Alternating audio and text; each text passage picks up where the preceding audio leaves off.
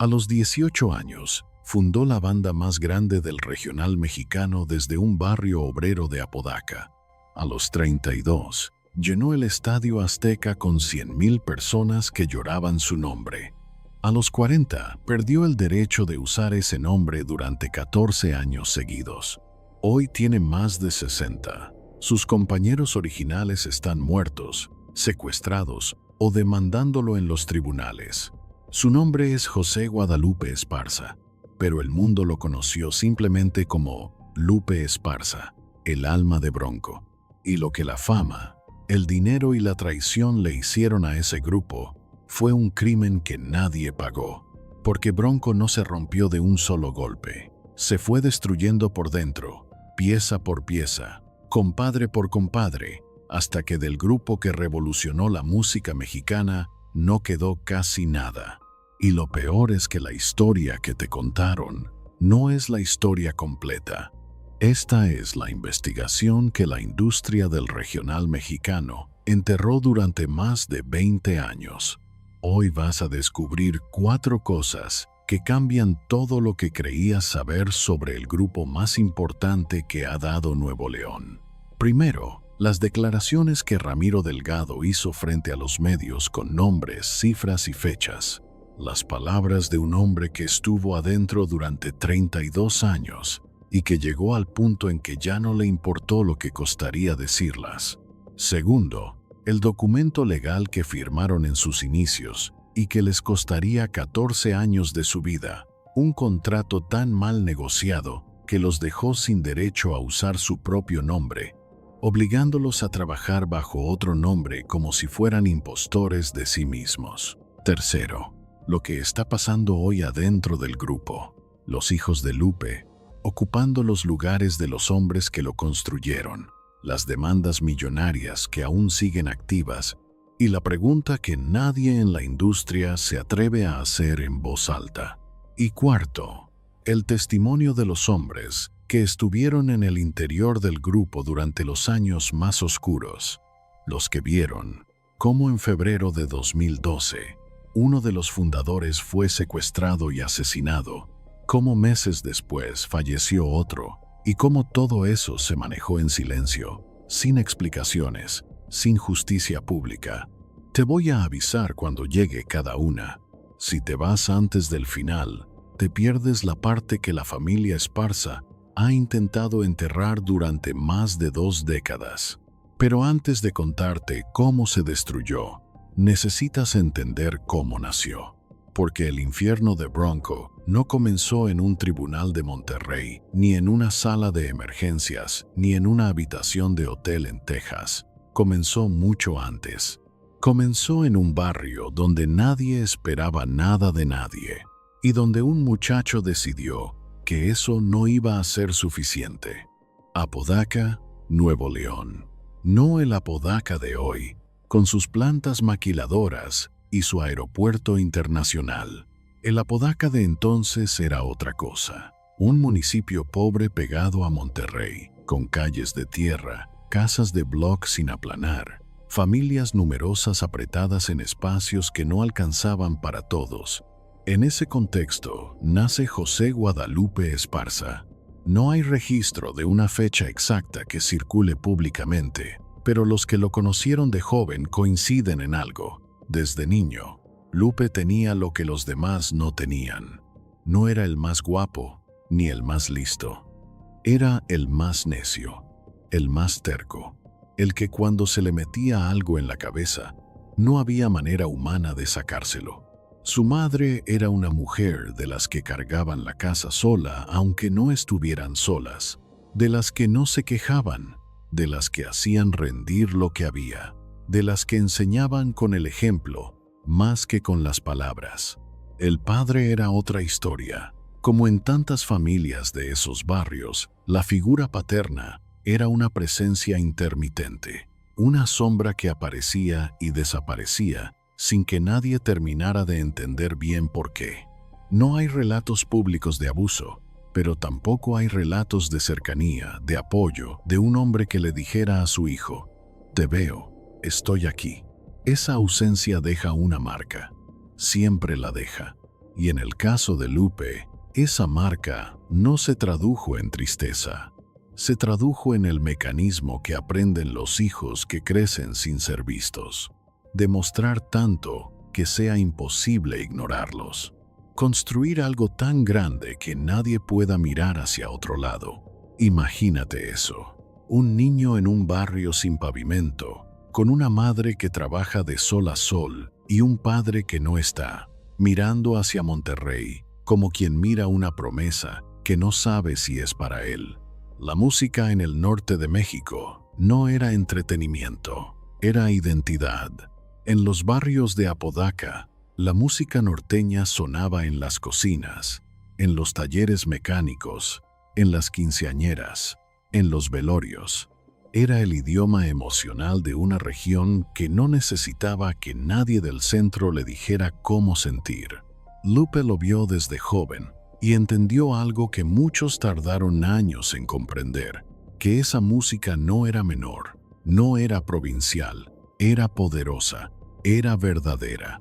Y si se hacía con ambición y con disciplina, podía llegar mucho más lejos de lo que todos imaginaban. A los 15, 16 años, Lupe ya tocaba, ya buscaba músicos, ya pensaba en un grupo no como pasatiempo sino como proyecto. No estaba buscando compañeros, estaba buscando instrumentos para un plan que solo él podía ver completo. Apodaca, Nuevo León. Lupe Esparza tiene aproximadamente 19 años y toma la decisión que va a definir el resto de su vida. Funda Bronco, no con dinero, no con contactos, no con el respaldo de ninguna disquera, con lo que tenía, ganas, terquedad y un grupo de músicos del mismo barrio que creían, como él, que podían hacer algo grande. Javier Villarreal entra desde el principio. Eric Garza también, como tecladista y acordeonista. Son compañeros, vecinos, cuates de barrio. Piensa en eso un momento. No hay un productor que los busca, no hay un empresario que los invita. Hay un grupo de chavos de un municipio pobre que deciden, sin más, que van a construir algo desde cero. El nombre que eligen lo dice todo. Bronco. No suave, no amable. Bronco. Algo que no se doma fácilmente. Algo que tiene fuerza propia. Los primeros años son exactamente lo que cualquiera puede imaginar, y peores. Tocan en salones de fiestas donde la gente no va a escucharlos sino a tomar. Tocan por lo que les den, a veces por menos de lo que acordaron porque el que los contrató decide al final de la noche que no le gustó tanto el resultado. Hay noches en que regresan a Apodaca con los instrumentos en la camioneta y los bolsillos vacíos.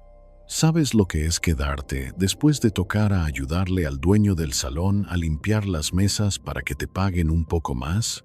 ¿Sabes lo que es cargar tus propios amplificadores, conectar tus propios cables, tocar 2 horas y que al final alguien te diga que el sonido estuvo flojo y que por eso te va a pagar la mitad?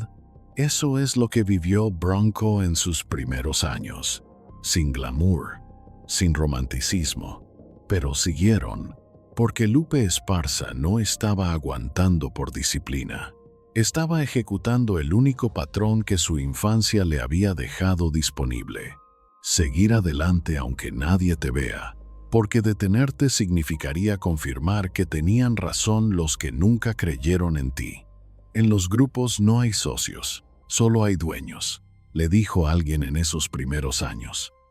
Lupe escuchó esa frase y la dejó guardada en algún lugar de su cabeza. No la creyó del todo. Todavía no. Un año después de fundado el grupo, Bronco lanza su primer material discográfico y entre las canciones aparece una que empieza a sonar en las estaciones de radio del norte. Te quiero cada día más. No es un éxito instantáneo, pero algo empieza a moverse. La canción llega a oídos que Bronco no esperaba alcanzar. Y algo en esa música, en esa combinación de melodía norteña y letra directa y sin pretensiones, conecta. Quizá tú también lo has sentido alguna vez. Esa sensación de escuchar una canción por primera vez y sentir que alguien la escribió específicamente para lo que estás viviendo. ¿Reconoces ese mecanismo? Alguien pone en palabras lo que tú no sabías que necesitabas decir, y de pronto sientes que alguien en el mundo sí te ve. Eso es lo que Bronco le estaba haciendo a miles de personas en el norte de México en 1980. Por ahora son un grupo prometedor de Apodaca que está empezando a hacer ruido. Nadie sabe todavía lo que se viene. Y nadie sabe tampoco el precio que van a pagar por ello. Guarda este detalle. En los grupos no hay socios, solo hay dueños. Lupe lo escuchó en estos años, lo archivó. Todavía no entendía qué tan verdadera era esa frase. Lo entendería después, de la peor manera posible. A los 29 años, Lupe Esparza tomó una decisión que cambiaría todo. Decidió que Bronco no iba a ser un grupo norteño más, que no iba a quedarse tocando en salones de fiestas de Apodaca para siempre, que iba a entrar a la industria discográfica nacional con todo, o no iba a entrar. El problema era que la industria discográfica nacional no estaba esperando a Bronco. En los años 80, la industria de la música en México miraba hacia el pop, hacia las baladas, hacia los artistas que podían vestirse bien y hablar bonito en las entrevistas. La música norteña era vista desde la Ciudad de México como algo regional, algo menor, algo que se quedaba en el norte. Lupe lo sabía y no le importó, porque él no estaba pidiendo permiso. Nunca lo había pedido. Monterrey, Nuevo León. Bronco lleva casi 8 años tocando. 8 años de salones, de camionetas cargadas de equipo, de noches que terminan tarde y mañanas que empiezan temprano. Han grabado material, han construido una base de seguidores en el norte, han perfeccionado su sonido hasta convertirlo en algo propio e inconfundible. Y ese año entra al grupo un hombre que va a cambiar su dinámica para siempre. Ramiro Delgado. Delgado llega en 1987 como músico, como uno más de los que suben al escenario y dan lo suyo. Nadie sospecha en ese momento que este hombre, este compadre, este cuate, que entra por la puerta trasera de la historia de Bronco, va a convertirse décadas después en el protagonista del capítulo más doloroso del grupo. Por ahora es simplemente Ramiro, uno más del equipo. Y su llegada coincide con algo que Bronco había estado persiguiendo durante casi una década: la atención de una disquera grande. El encuentro no tiene la elegancia de las historias de Hollywood. No hay un ejecutivo que los escucha en un bar y corre a ofrecerles un contrato millonario. Hay trabajo, hay insistencia, hay demos que circulan de mano en mano hasta que llegan a las personas correctas. Hay audiciones donde Lupe entra a una sala con hombres que tienen más poder que dinero y que miran a este norteño con una mezcla de curiosidad y condescendencia. Imagínate eso. Entrar a una sala en la Ciudad de México siendo de Apodaca, siendo del norte, siendo de los que la industria miraba por encima del hombro, y pararte frente a esos hombres y decirles: esto es lo que tenemos, y es mejor que cualquier cosa que estén escuchando ahora mismo. Lo que Lupe lleva a esa sala no es arrogancia, es la certeza defensiva de alguien que aprendió desde niño que si no te impones tú mismo, nadie lo va a hacer por ti. No es confianza, es un mecanismo de supervivencia que se viste de confianza. Y los ejecutivos, finalmente, lo escuchan. La respuesta es un sí con condiciones. Condiciones que en ese momento parecen razonables y que después van a costarles 14 años de su vida. Pero eso viene después. Por ahora, en 1987, Bronco tiene lo que siempre quiso: una oportunidad real. Todo cambia. Bronco lanza el álbum A Todo Galope, y algo que venía gestándose durante 10 años explota de golpe.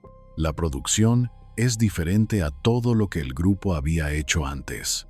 Más pulida, más ambiciosa, con un sonido que mantiene la raíz norteña, pero que abraza una accesibilidad que lo hace llegar a oídos que nunca habían escuchado regional mexicano con atención real. Las canciones empiezan a sonar en estaciones de radio que van más allá del norte.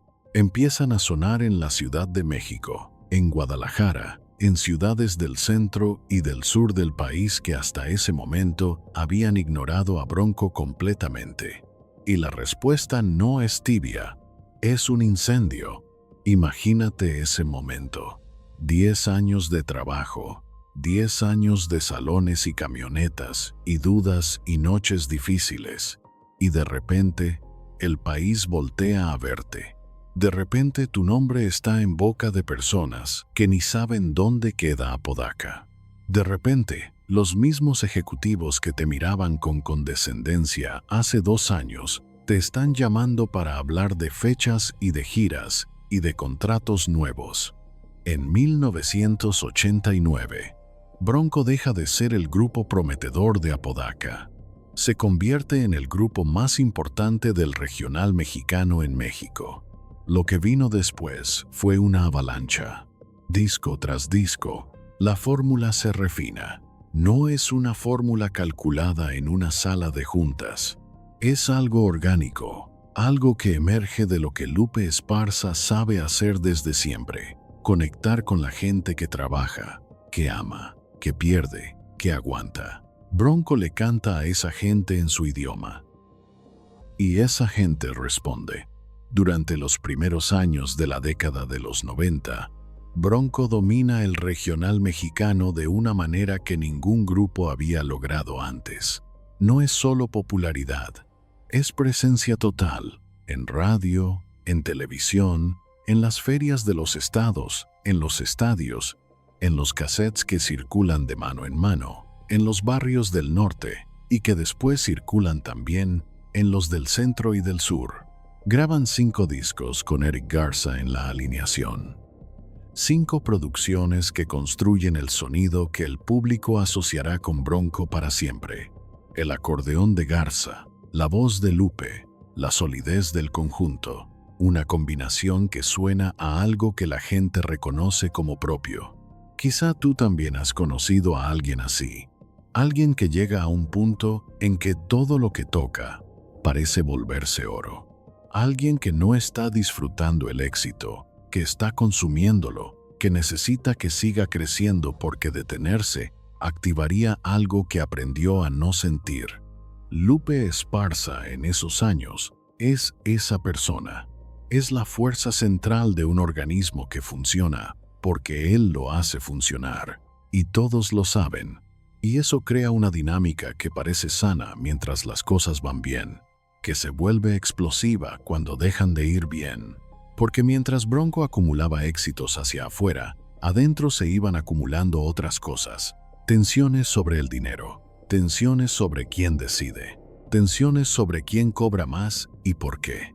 Tensiones que en los años buenos se pueden ignorar porque hay suficiente para todos y nadie quiere romper algo que funciona. Pero las tensiones no desaparecen cuando las ignoras. Se acumulan, se fermentan, esperan. Guarda este detalle. Lo vas a necesitar después.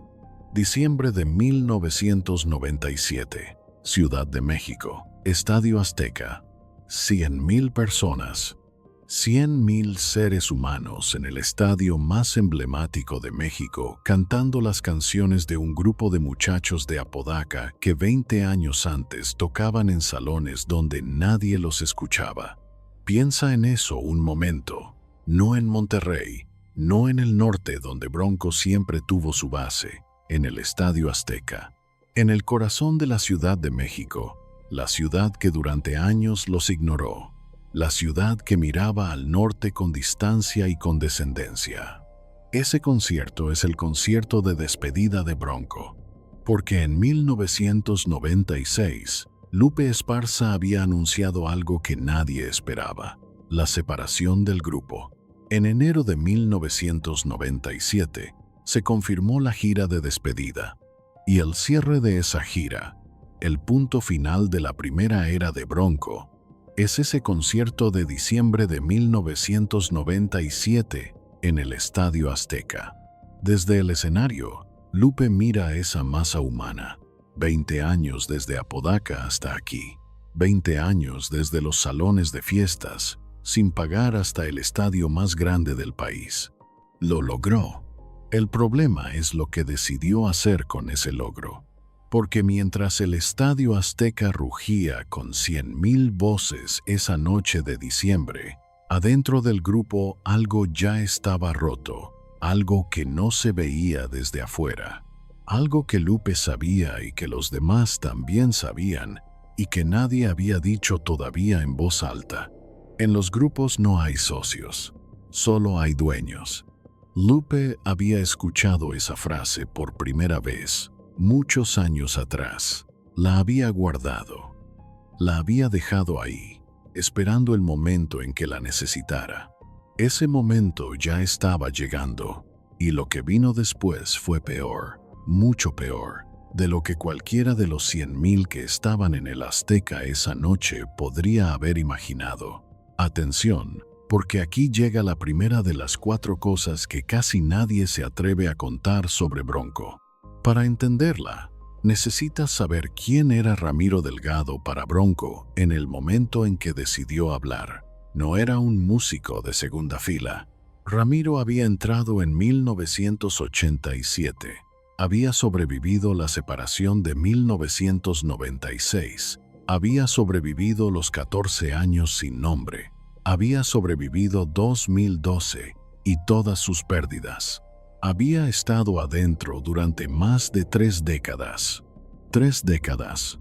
Eso es más tiempo del que la mayoría de los matrimonios duran.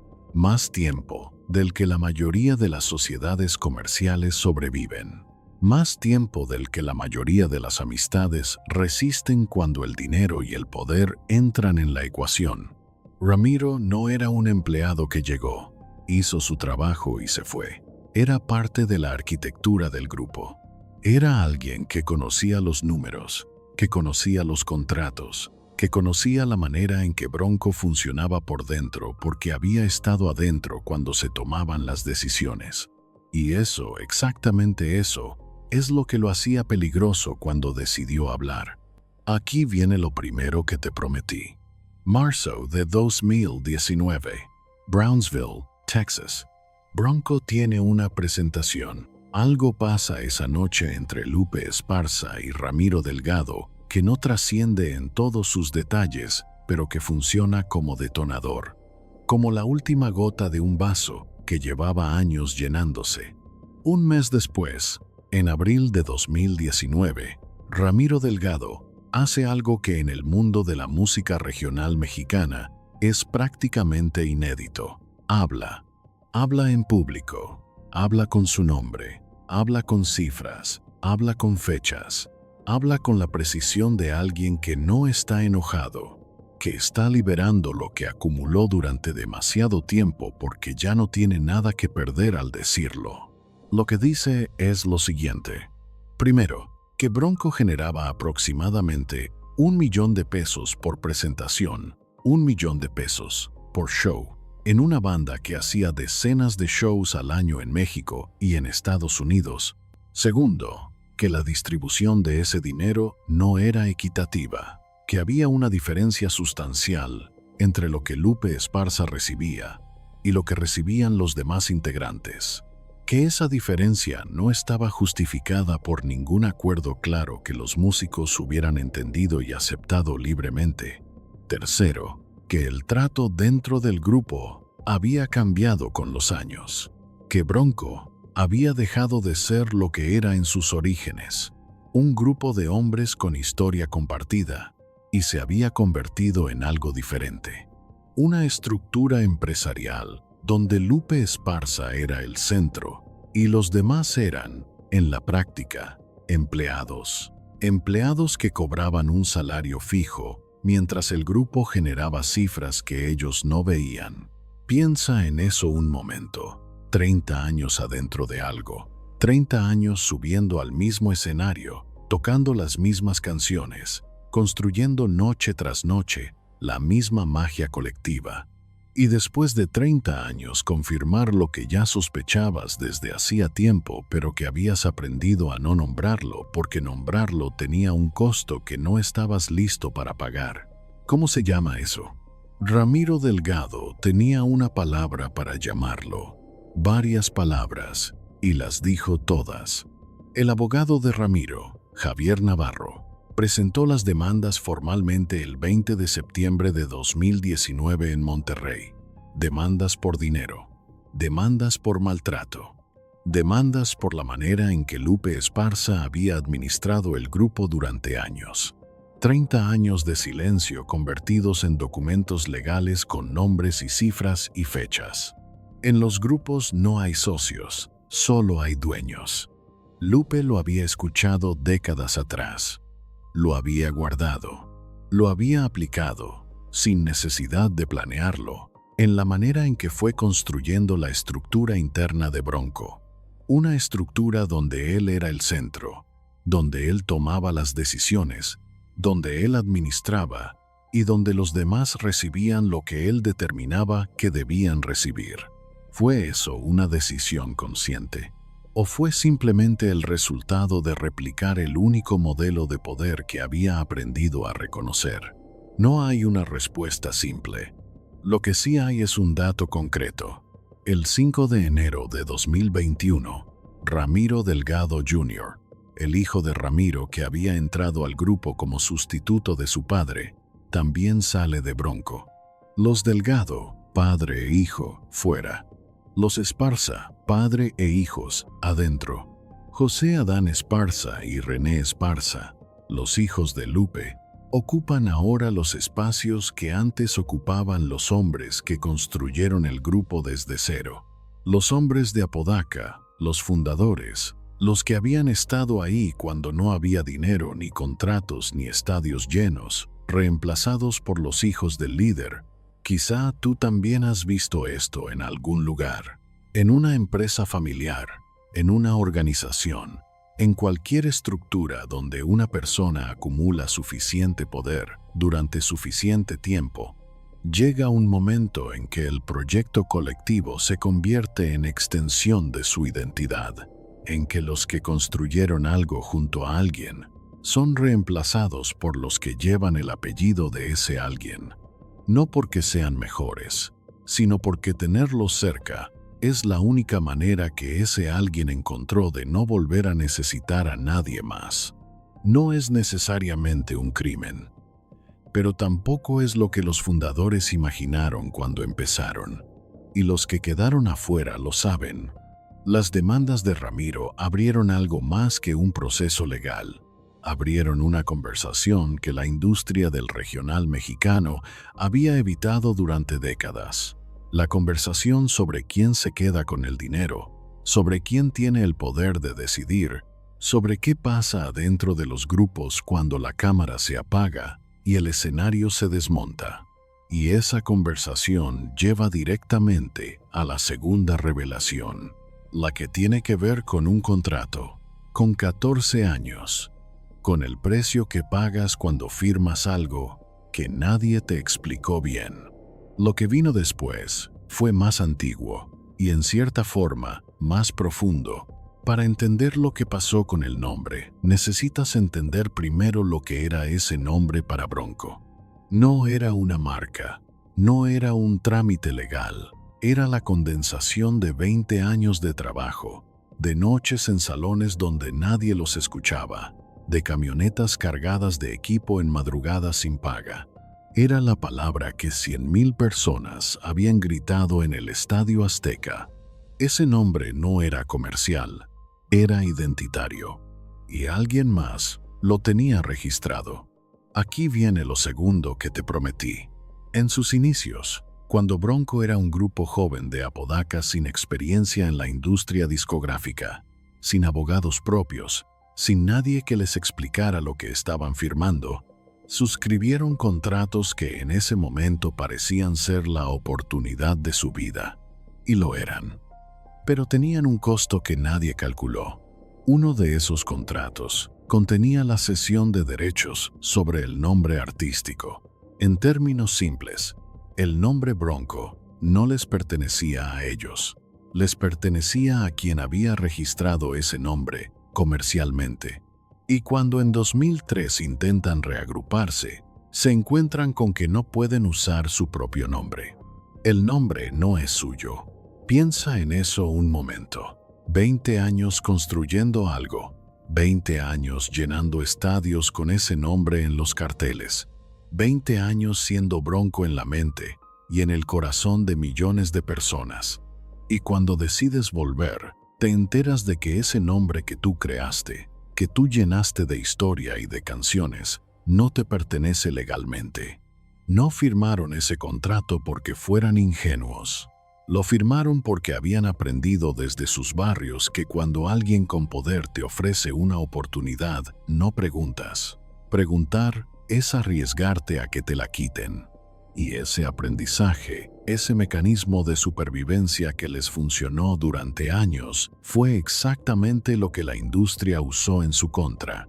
El grupo tiene que operar bajo otro nombre. El nombre que eligen es El Gigante de América, un apodo que Bronco había acumulado durante sus años de gloria, pero que ahora se convierte en un sustituto forzado, en una máscara que el público entiende pero que no es lo mismo.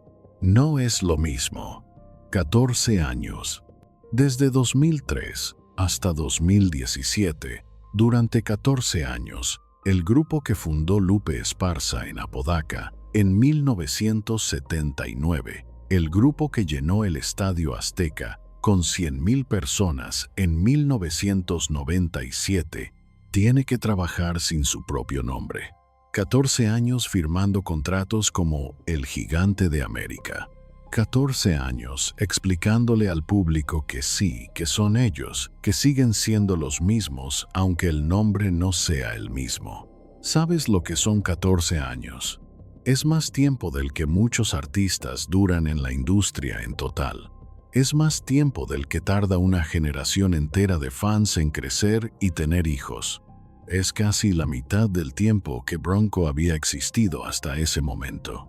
Y todo por un contrato que firmaron siendo jóvenes, siendo inexpertos, siendo exactamente lo que la industria esperaba que fueran.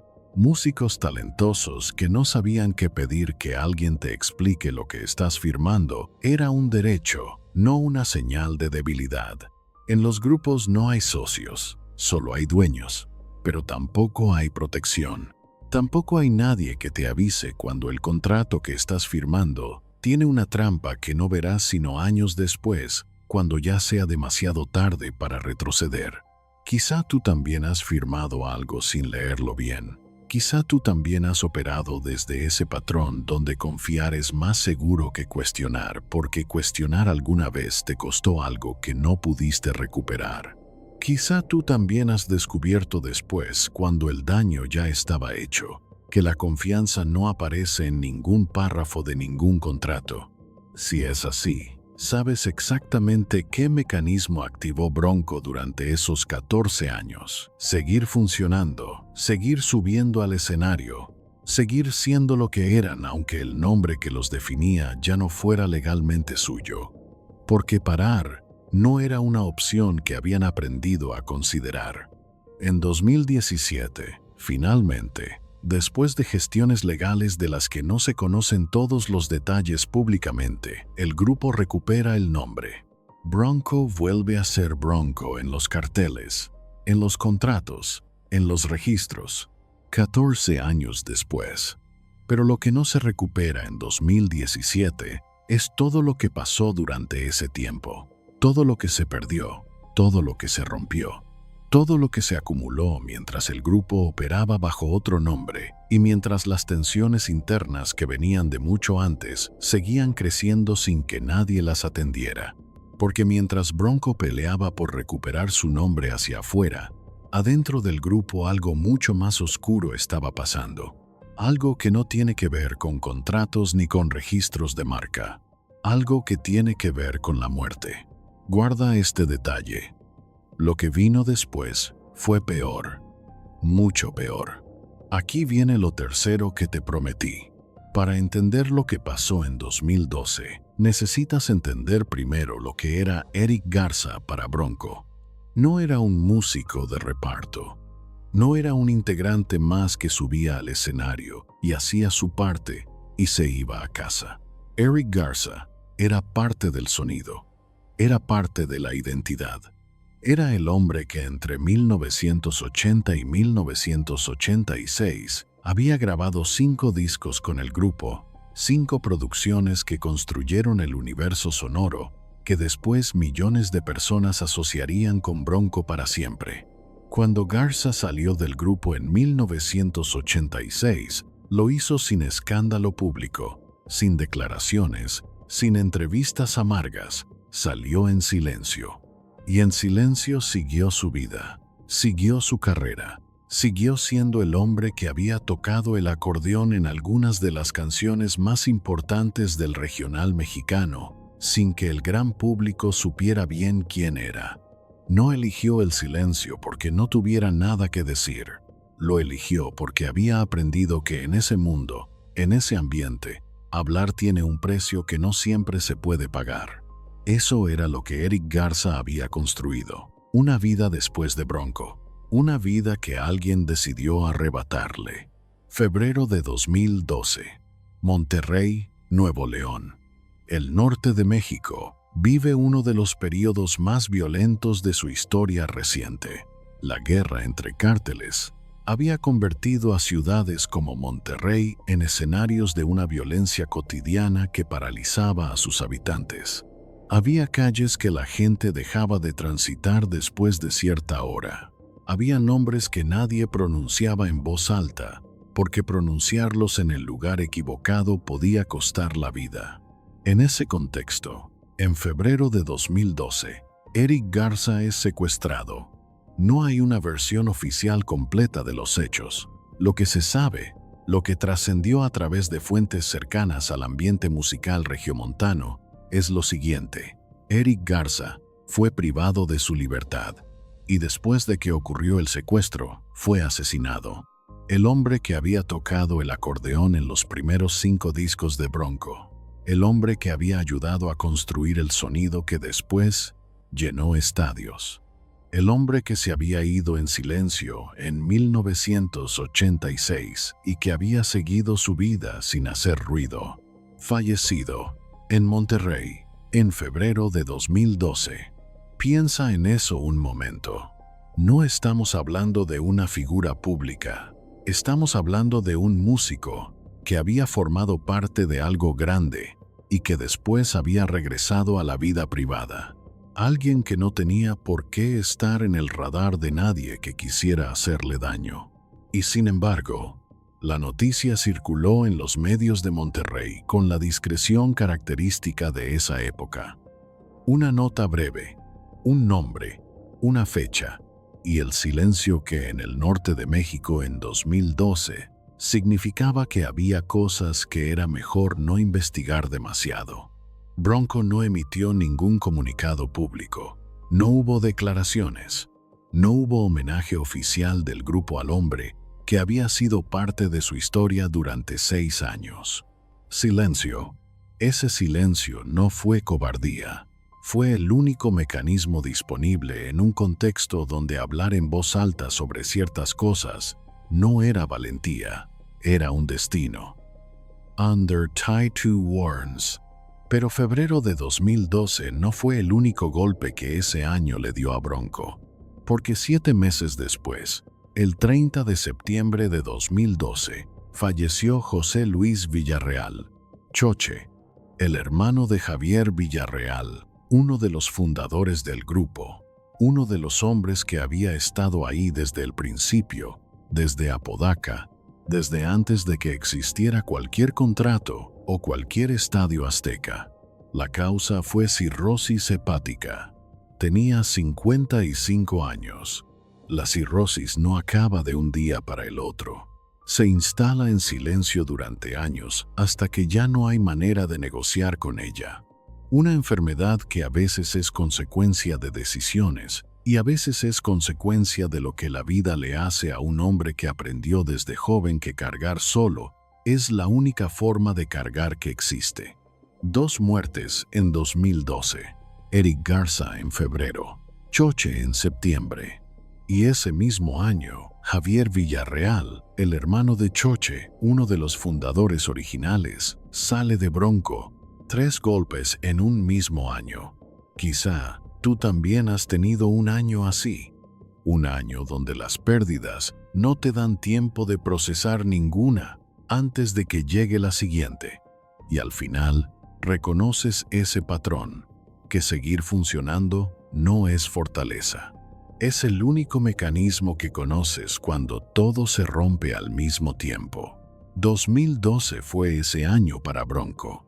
Y lo que nadie analizó con la atención que merecía es que ese año no fue solo una tragedia, fue un punto de quiebre organizacional. Fue el año en que el Bronco original, el Bronco de Apodaca, el Bronco de los fundadores, dejó de existir como tal. Lo que vino después siguió usando el nombre, siguió tocando las canciones, siguió llenando escenarios. Pero los hombres que habían construido todo eso desde cero, uno por uno, habían desaparecido. Y en su lugar, algo diferente estaba tomando forma adentro del grupo.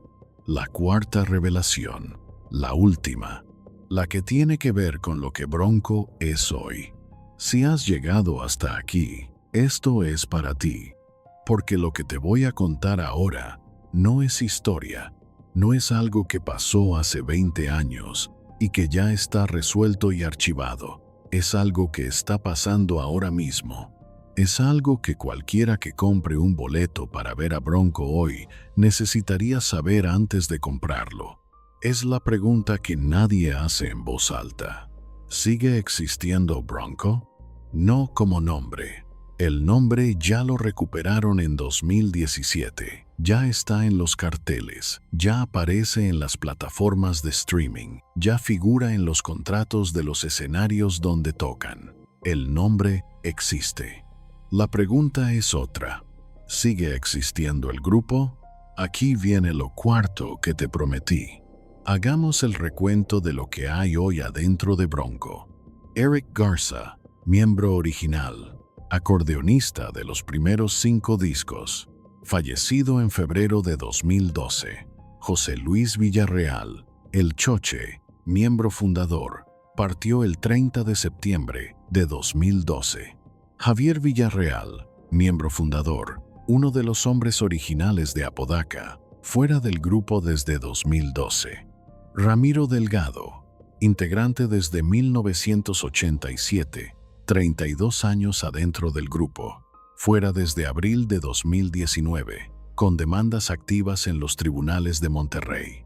Ramiro Delgado Jr., sustituto de su padre, fuera desde el 5 de enero de 2021. ¿Quién queda? Lupe Esparza y sus hijos. José Adán Esparza y René Esparza. Un padre y 2 hijos. Eso es lo que se presenta hoy bajo el nombre Bronco en los escenarios de México y de Estados Unidos. Un hombre que fundó el grupo en 1979 y 2 jóvenes que llevan su apellido. Músicos de acompañamiento que completan la alineación en el escenario, pero que no tienen la historia, no tienen los años, no tienen el peso de haber construido algo desde cero en un barrio obrero de Apodaca sin dinero y sin contactos. Piensa en eso un momento. El grupo que llenó el Estadio Azteca con 100,000 personas en 1997 era un conjunto de hombres con décadas de historia compartida, con esa química que solo se construye cuando un grupo de personas atraviesa juntas las cosas buenas y las malas durante suficiente tiempo. Lo que existe hoy tiene el mismo nombre, toca las mismas canciones, usa los mismos escenarios, pero no es lo mismo. Y Lupe Esparza lo sabe, y el público que fue a los conciertos de los 90 lo sabe, y los músicos que salieron del grupo lo saben mejor que nadie. En los grupos no hay socios, solo hay dueños. Cuando los que no son dueños se van, cuando los que construyeron algo contigo mueren o te demandan, o simplemente se largan un día sin mirar atrás, lo que queda no es el grupo, es el nombre del grupo. Y hay una diferencia entre esas dos cosas que ningún cartel de concierto puede disimular. Las demandas de Ramiro Delgado, presentadas formalmente el 20 de septiembre de 2019 en Monterrey, no han desaparecido. Los procesos legales en México tienen una velocidad que la paciencia de cualquier ser humano normal no alcanza a acompañar. Lo que Ramiro puso en manos de su abogado Javier Navarro sigue su curso institucional, con la lentitud característica de un sistema judicial que tiene más casos de los que puede procesar. Mientras tanto, Bronco sigue tocando, sigue llenando escenarios, sigue cobrando lo que el mercado esté dispuesto a pagar, que en el caso de un nombre con 45 años de historia, y canciones que 3 generaciones de familias mexicanas conocen de memoria, es todavía una cifra considerable. Aproximadamente $1,000,000 por presentación, según las acusaciones de Ramiro Delgado. $1,000,000 por show, distribuido de la manera que Lupe Esparza determine que debe distribuirse. ¿Sabes lo que significa que el nombre que tú construiste, las canciones que tú ayudaste a hacer, la historia que tú contribuiste a escribir con décadas de tu vida, sigan generando ese dinero mientras tú estás afuera con una demanda en los tribunales y sin un escenario donde tocar? Quizá tú también has vivido algo parecido. Quizá tú también reconoces ese patrón. Construiste algo con alguien, pusiste años de ti mismo en eso, y cuando te fuiste, lo que construiste siguió funcionando sin que nadie mencionara tu nombre. Y lo que sentiste no fue solo injusticia, fue la confirmación de algo que habías aprendido a temer, que eras reemplazable, que tu aporte fue real, pero que tú, como persona, nunca fuiste indispensable para el que tomaba las decisiones. Eso es lo que Bronco le dejó a los que se fueron. No un legado, no un reconocimiento, no una parte proporcional de lo que construyeron juntos. Una demanda, un proceso legal y el silencio calculado de Lupe Esparza, que en todas las entrevistas que ha dado desde que comenzaron los conflictos, responde con la ecuanimidad de quien aprendió desde niño que el que habla de más, pierde. En los grupos no hay socios, solo hay dueños. Esa frase que alguien le dijo a Lupe Esparza hace décadas resultó ser más verdadera de lo que él mismo podría haber imaginado cuando la escuchó por primera vez. La construyó. Sin querer, sin planificarlo, la construyó. Y ahora vive en eso que construyó. Con sus hijos, con el nombre recuperado, con los escenarios llenos, con las canciones que siguen sonando. Y con la pregunta flotando sobre todo eso como el humo que queda después de que algo se quema. ¿Es esto Bronco? ¿O es simplemente Lupe Esparza y lo que quedó después de que Bronco terminó? La caída completa está a punto de revelarse, porque todo lo que te conté hasta ahora no es la caída. Es lo que llevó a la caída. Y ya casi llegamos. No hay una fecha más exacta que esa para nombrar el momento en que Bronco dejó de ser lo que era. No hay un día específico, no hay una hora, no hay un instante único que se pueda señalar en un calendario y decir, aquí fue donde todo se rompió, porque las caídas reales no funcionan así. Las caídas reales no son un momento, son un proceso, son la acumulación de todo lo que se ignoró, de todo lo que se toleró, de todo lo que se dejó sin resolver, porque resolver las cosas cuesta y es más fácil seguir adelante, como si no hubieran pasado. Bronco llegó a 2012 cargando todo eso. Cargaba los contratos mal firmados de los años 80, cargaba los 14 años sin nombre, cargaba las tensiones sobre el dinero que Ramiro Delgado describiría años después con cifras y fechas ante los tribunales. Cargaba la transformación silenciosa de un grupo en una empresa familiar. Todo eso llegó a 2012 sin haber sido resuelto. Y 2012 no fue amable. Febrero de 2012, Monterrey. Eric Garza es secuestrado y encontrado sin vida. El norte de México vive su periodo más violento. Los medios locales publican una nota breve, un nombre, una fecha, y después el silencio que en esa ciudad en ese momento significaba que había cosas que era mejor no investigar demasiado. Bronco no emitió ningún comunicado. No hubo palabras públicas de Lupe Esparza. No hubo homenaje oficial al hombre que había construido el sonido de los primeros 5 discos. Silencio. El 30 de septiembre de 2012, José Luis Villarreal, Choche, fallece por cirrosis hepática. Tenía 55 años. El hermano de Javier, el fundador, el hombre que había estado en Apodaca desde antes de que existiera cualquier contrato o cualquier estadio azteca. La cirrosis no acaba de un día para el otro. Se instala en silencio durante años hasta que ya no hay manera de negociar con ella. Choche sabía lo que tenía. Y el 30 de septiembre de 2012 su cuerpo dijo que ya no podía más. Imagínate eso. 2 hombres que habían subido a los mismos escenarios, que habían tocado las mismas canciones, que habían construido junto a Lupe Esparza, algo que 100,000 personas fueron a despedir al Estadio Azteca. Los 2 fallecidos en el mismo año. Y ese mismo año, Javier Villarreal, el fundador que había sobrevivido todo, sale del grupo, sin comunicado, sin entrevista de salida, sin explicación pública. Silencio. El mismo silencio que el norte de México había aprendido a practicar cuando las palabras cuestan demasiado. 3 golpes, un solo año. En los grupos no hay socios, solo hay dueños. Pero sí hay momentos en que la ausencia de los que ya no están activa, algo que ninguna cantidad de dinero y ningún escenario lleno puede anestesiar. La memoria de lo que fue real y la conciencia de que lo que existe ahora no es lo mismo. Lo que siguió fue la transformación silenciosa. Bronco perdió a sus fundadores, uno por uno, de maneras distintas pero con el mismo resultado. Afuera, fallecidos o vivos, adentro ya no estaban. Y en los espacios que dejaron fueron entrando otros. Ramiro Delgado Jr. como sustituto de su padre.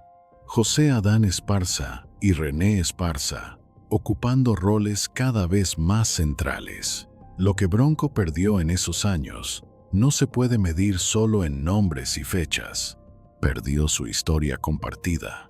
Perdió la memoria colectiva de los que habían estado ahí desde el principio. Perdió la tensión creativa que existe cuando un grupo de personas con historias distintas tienen que encontrar juntas una manera de hacer algo. El grupo que llenó el Estadio Azteca era un conjunto de hombres con 40 años de historia compartida. Lo que existe hoy es un hombre con su apellido repetido a su alrededor.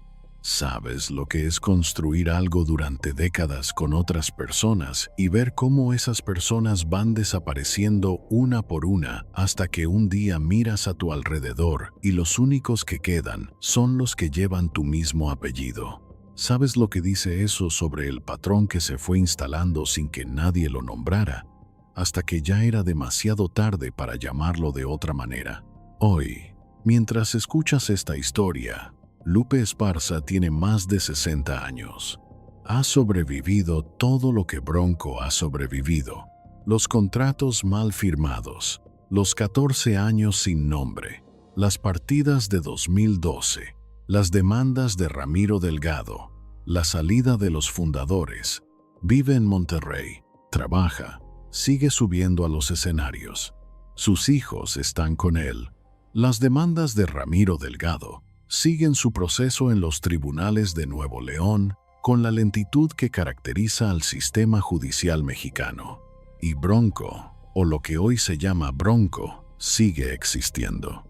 Ya no puede reunir en un mismo escenario a los hombres que grabaron los primeros 5 discos con Eric Garza al acordeón. Ya no puede ser lo que fue el 31 de diciembre de 1997 en el Estadio Azteca. Ya no puede devolver lo que se perdió en 2012. Pero el nombre sigue sonando, y las canciones siguen sonando, y en algún lugar del norte de México, en alguna cocina, en algún taller mecánico, en alguna fiesta de 15 años, alguien está escuchando. Te quiero cada día más, sin saber nada de todo esto, sin saber lo que costó, sin saber lo que se perdió, sin saber que detrás de esa música hay una historia que la industria prefirió guardar en silencio. En los grupos no hay socios, solo hay dueños. Lupe Esparza lo sabe mejor que nadie. Recapitulemos esta historia en números fríos. 1979. Un muchacho de Apodaca funda Bronco sin dinero, sin contactos, sin nadie que le explique lo que está firmando, solo terquedad y la certeza de que lo que tiene en las manos vale. 1980. Primer lanzamiento. Te quiero cada día más empieza a sonar en el norte. Algo se mueve. 1987. Entra Ramiro Delgado, el hombre que estará adentro durante 32 años y que después, frente a los tribunales, pondrá en palabras lo que todos sabían, pero nadie decía. 1989. A todo galope explota. Bronco deja de ser un grupo del norte y se convierte en el más importante del regional mexicano en todo México. 1997. 100,000 personas en el Estadio Azteca. La despedida más grande que un grupo norteño había tenido en la historia del país. Y adentro, algo ya roto que nadie nombra. 2003. El reencuentro que no puede llamarse así porque el nombre Bronco no les pertenece. 14 años operando como el Gigante de América. 14 años siendo impostores de sí mismos por un contrato que firmaron siendo jóvenes y que nadie les explicó bien. Febrero de 2012. Eric Garza, secuestrado y encontrado sin vida en Monterrey, sin comunicado, sin palabras públicas, solo silencio. 30 de septiembre de 2012. Choche falleció por cirrosis a los 55 años. Javier Villarreal, fuera del grupo. 3 golpes. Un solo año. 2017. Bronco recupera legalmente su nombre después de 14 años. Los fundadores ya no están para verlo. 20 de septiembre de 2019. Ramiro Delgado presenta demandas formales en Monterrey. 1 millón de pesos por presentación. Distribución inequitativa. 32 años de silencio convertidos en documentos legales. 5 de enero de 2021. Ramiro Delgado Jr. sale del grupo. Los Delgado, padre e hijo, afuera. Los Esparza, padre e hijos, adentro. 2 fallecidos. 3 fundadores fuera. 14 años sin nombre. Demandas activas en los tribunales. Una fortuna que sigue generándose bajo un nombre que los que lo construyeron ya no pueden usar. 0 fundadores originales en el escenario. ¿Es esto una maldición? No. Es el resultado exacto de lo que pasa cuando alguien aplica durante 45 años la única lección que interiorizó al principio. En los grupos no hay socios, solo hay dueños. La lección aquí no es que Lupe Esparza es un villano. La lección es más profunda y más incómoda que eso. La lección es que los mecanismos que construimos para sobrevivir terminan siendo exactamente lo que nos vacía. Lupe no eligió conscientemente excluir a los que lo construyeron. Replicó el único patrón que conocía, el del niño de Apodaca que aprendió que confiar en otros es una vulnerabilidad que no puedes darte, que el control es la única forma real de seguridad, que rodarte de tu apellido es la única manera de no volver a necesitar a nadie que pueda irse. Ese mecanismo le funcionó durante 45 años para mantener el nombre vivo, y también le funcionó perfectamente para vaciar el grupo de todo lo que lo hacía ser lo que era. Bronco tenía canciones, pero también tenía a Eric Garza, tenía a Choche, tenía a Javier, tenía a Ramiro. Tenía la historia compartida de hombres de Apodaca que decidieron juntos construir algo grande desde cero. Lupe tiene hoy las canciones. Tenía el nombre, pero perdió a los hombres. Tenía los escenarios, pero perdió la historia. Tenía el $1,000,000 por presentación, pero perdió a los que construyeron ese valor con él. ¿Por qué un hombre que sobrevivió todo lo que Lupe sobrevivió terminó solo rodeado de su apellido? ¿Por qué los que más cerca estuvieron, los que más años pusieron, los que más cargaron, son exactamente los que terminaron más lejos? ¿Por qué el patrón de autoprotección que aprendiste en el lugar más frío de tu infancia es siempre el que más daño hace en el lugar más cercano de tu vida adulta? Si esta historia te hizo pensar en alguien que conoces, en algo que viviste, en un grupo del que formaste parte, y que terminó de una manera que todavía no terminas de entender, dale like para que el algoritmo se lo muestre a alguien más que necesita escucharla. Y suscríbete, porque la semana que viene vamos a hablar de otro nombre que el norte de México conoce de memoria y cuya historia real casi nadie ha contado completa. Un hombre que construyó un imperio, que lo perdió, y Siti, que lo recuperó, y que guarda un secreto sobre lo que pasó en el momento más oscuro de su carrera que su equipo ha intentado borrar durante más de 15 años. ¿Quién es? La próxima semana lo sabes.